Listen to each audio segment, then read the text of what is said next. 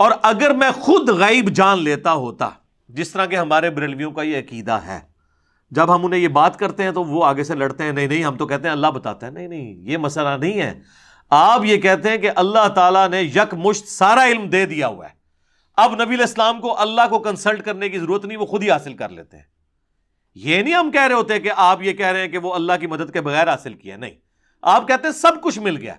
یقین نہ ہے تو آپ اعلیٰ حضرت کا ترجمہ پڑھ لیں، الرحمن علم القرآن خلق الانسان علمہ البیان۔ اس کا ترجمہ انہوں نے کیا ہے کہ اللہ تعالیٰ نے انسانیت کی جان محمد صلی اللہ علیہ وآلہ وسلم کو پیدا کیا اور ما کان و ما یکون کا علم انہیں سکھا دیا۔ اور اہل سنت کا یہ عقیدہ ہے کہ نبی کریم صلی اللہ تعالیٰ علیہ وآلہ وسلم کو ابتدائے کائنات سے، یعنی جب سے اللہ تبارک و تعالیٰ نے مخلوق کی ابتدا فرمائی اس وقت سے لے کر قیامت تک جتنے بھی معاملات، چاہے وہ جزوی طور پر ہوں چاہے وہ کلی طور پر ہوں،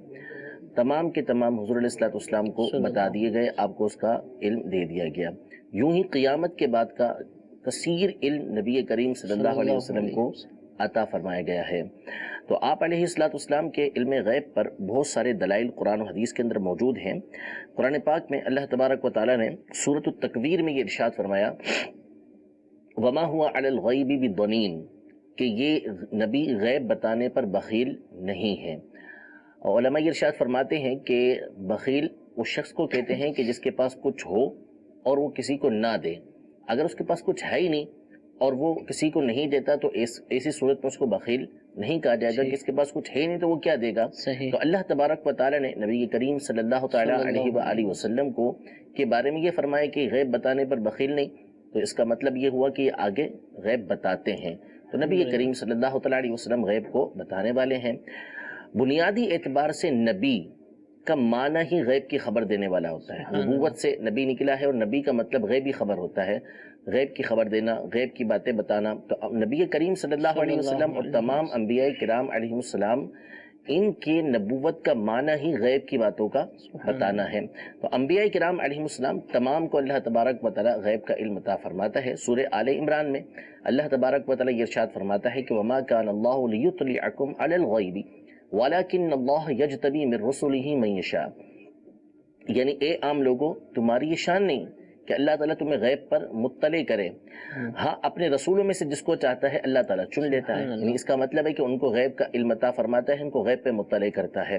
یوں ہی سورۃ الجن میں اللہ تبارک و تعالیٰ نے یہی ارشاد فرمایا کہ فَلَا يُظْهِرُ عَلَى غَيْبِهِ أَحَدًا إِلَّا مَنِ ارْتَضَىٰ مِن رَّسُولٍ، کہ اپنے غیب پر کسی کو اظہار نہیں کرتا مگر اپنے رسولوں میں سے جس کو چاہتا ہے، تو چن لیتا ہے ان کو جن کو پسند کرتا ہے۔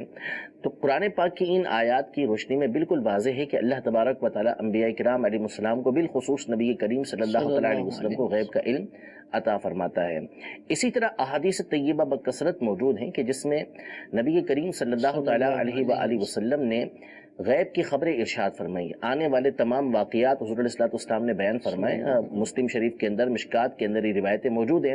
حضرت حذیفہ رضی اللہ تعالیٰ عنہ سے، حضرت عمر رضی اللہ تعالیٰ عنہ سے، کہ حضور علیہ الصلوۃ والسلام ہمارے درمیان کھڑے ہوئے اور ابتدائے خلق سے لے کر قیامت تک جو کچھ ہونے والا تھا سب کچھ ہمارے سامنے بیان فرما دیا، یہاں تک کہ جنتی جنت میں داخل ہو گئے، جہنمی جہنم کے اندر داخل ہو گئے۔ ہم میں سے جس نے یاد رکھا اس نے یاد رکھا، جو بھول گیا وہ بھول گیا۔ تو آپ علیہ الصلوۃ والسلام نے ہر بات ان کو ارشاد فرما دی۔ اسی کو غیب کہتے ہیں کہ جن چیزوں کو ہم حواس خمسہ یعنی سن کر، دیکھ کر یا چکھ کر یا سونگ کر یا چھو کر نہیں بتا سکتے، اسی طرح قیاس کے ذریعے نہیں بتا سکتے، اس کو غیب کہا جاتا ہے۔ تو یہ نبی کریم صلی اللہ تعالیٰ علیہ وسلم کی غیب کی دلیلیں ہیں۔ اس طرح بہت ساری باتیں حضور علیہ الصلوۃ والسلام نے غیب کے بارے میں بیان کی ہیں۔ بعض آیات سے اور احادیث طیبہ سے کچھ لوگوں کو یہ شبہ اور وہم گزرتا ہے، اور بعض لوگ جو ہے چونکہ ایک نظریہ اور عقیدہ بنائے بیٹھے ہوتے ہیں کہ نبی کریم صلی اللہ علیہ وسلم کو غیب کا علم نہیں ہے، تو لہذا وہ ان آیات کو بھولے بھالے مسلمانوں کے سامنے پیش کر کے ان کو گمراہ کرنے کی کوشش کرتے ہیں۔ حالانکہ ان آیات کا سیدھا مطلب یہ ہے کہ جس میں یہ فرمایا کہ غیب کی بات صرف اللہ تبارک و تعالیٰ جانتا ہے، اس کا علم صرف اللہ تبارک و تعالیٰ کے پاس ہے، اس کا واضح اور صریح مطلب یہ ہے کہ جو حقیقی علم ہے وہ اللہ تبارک و تعالیٰ ہی کو ہے. اس میں کوئی شبہ نہیں ہے کہ اللہ تبارک و تعالیٰ خود سے غیب کا علم رکھتا ہے. اس کو کسی نے بتایا نہیں کہ کسی کے بتانے سے اس کو علم ہو، بلکہ اس کو خود سے اس کا علم ہے، اور اس کا علم جو ہے وہ لامتناہی ہے، اس کی کوئی انتہا نہیں ہے. جہاں تک رہا انبیاء کرام علیہ السلام کا، نبی کریم صلی اللہ تعالیٰ علیہ وسلم کا معاملہ، تو ان کا غیب یہ ہے عطائی، یعنی اللہ تبارک و تعالیٰ کی طرف سے عطا کیا گیا ہے. خود سے وہ نہیں جانتے. جن احادیث کے اندر حضرت عائشہ رضی اللہ تعالیٰ عنہا نے نفی کی ہے کہ حضور علیہ الصلوۃ والسلام کو غیب کا علم نہیں، تو اس کا مطلب یہی ہے کہ خود سے نہیں ہے، ورنہ تو نبی کریم صلی اللہ تعالیٰ علیہ وسلم نے سینکڑوں خبریں غیب کی دی ہیں. تو یہاں پر اس فرق کو پیش نظر رکھیں گے تو عقیدہ بالکل کھل کے واضح ہو جائے گا کہ ہم اپنے طور پر نہیں کہتے کہ نبی کریم صلی اللہ علیہ وسلم کو خود سے غیب کا علم ہو، بلکہ اللہ تبارک و تعالیٰ کے عطا کرنے سے آپ علیہ الصلوۃ والسلام کو غیب کا علم ہے. اسی طرح بعض لوگ جب ایک نظریہ عقیدہ بنا بیٹھتے ہیں تو پھر اس کے بعد اس طرح کی آیات، بالکل صریح آیات جب سامنے آئیں سورہ آل عمران کی، سورۃ الجن کی، سورۃ التکویر کی، تو اس میں ایک عجب تعویل کرتے ہیں کہ جی اس میں اطلاع علی الغیب ہے، اس میں اخبار علی الغیب ہے، اس میں اظہار علی الغیب ہے. یعنی غیب کے اوپر مطلع کیا گیا ہے، غیب کا علم تھوڑی دیا گیا ہے، غیب کے اوپر خبر دی گئی ہے، غیب کا علم تھوڑی دیا گیا ہے. فرق کیا ہوا؟ بس یہی نا، بس یہ کہتے ہیں فرق کوئی نہیں بنتا اس میں. جب کسی کو کسی چیز کی خبر دی جائے گی، میں نے بتایا کہ فلاں آپ کے گھر پہ آیا ہے، خبر دی آپ کو، تو آپ کو علم حاصل ہو گیا کہ آپ کے گھر پہ فلاں شخص آیا. تو اللہ تبارک و تعالی نے جب نبی کریم صلی اللہ علیہ وسلم کو کسی چیز کی خبر دی تو اس کا مطلب ہے کہ آپ کو اس کا علم حاصل ہو گیا. علماء کی عبارات کے اندر واضح طور پر، جیسے امام اہل سنت امام ابو منصور ماتریدی رحمۃ اللہ تعالی علیہ، انہوں نے اپنی تصنیف تعبیرات اہل السنہ میں جہاں وما کان اللہ لیطلعکم علی الغیب کی تفسیر کی تو کہا کہ نبی کی خصائص میں سے علم الغیب ہے، غیب کے ساتھ علم کا لفظ استعمال فرمایا. اسی طرح حافظ ابن حجر عسقلانی رحمۃ اللہ تعالی علیہ نے فتح الباری میں جہاں حضرت موسیٰ علیہ السلام اور حضرت خضر علیہ السلام کا قصہ ہے، وہاں پر الفاظ استعمال فرمائے کہ بندہ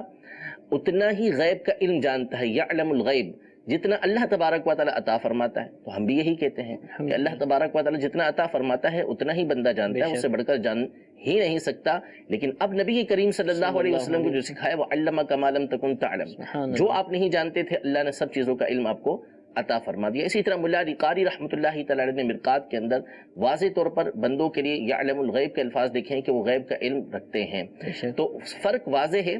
کہ بِإِذْنِ اللہ رکھتے ہیں، اللہ تبارک و تعالیٰ کے اذن سے رکھتے ہیں، اللہ تبارک و تعالیٰ کی دی ہوئی قدرت سے رکھتے ہیں، اللہ تبارک و تعالیٰ کے دیے ہوئے علم سے رکھتے ہیں، اپنی ذات سے نہیں رکھتے. اس بات کو پیش نظر رکھیں گے، کسی طرح کا شرک کا آپ کا جو ہے وہ خدشہ نہیں رہے گا، کسی طرح کا شرک کا جو ہے وہ وسوسہ بھی نہیں آئے.